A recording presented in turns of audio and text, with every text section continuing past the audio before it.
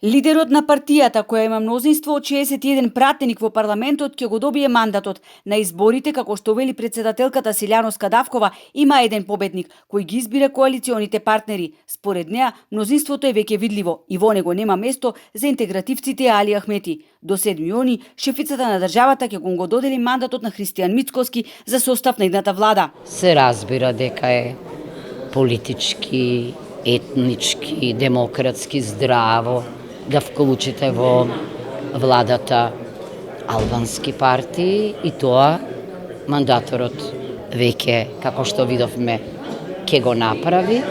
Мнозинство има оној што има зад себе 61 пратеник и се разбира, јас посакувам во иднина при креирањето на владите одлучувачки да бидат програмите, односно идеологијата. Оти тешко можете да мешате вода и масло. Треба да се програмите компатибилни, за да може да се направи заедничка програма и тогаш навистина да имаме реформи.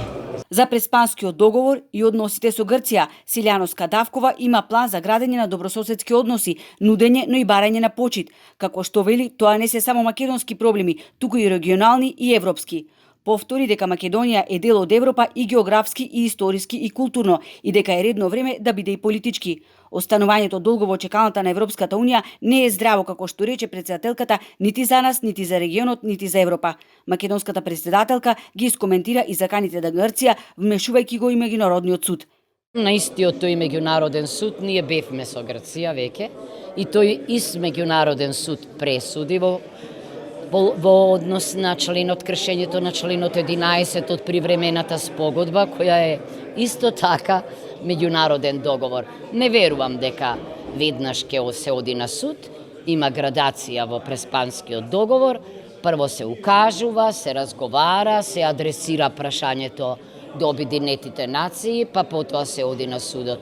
Иначе, пресудите на судот треба да важат ерга омнес, но тоа не се случи за жал во нашиот случај.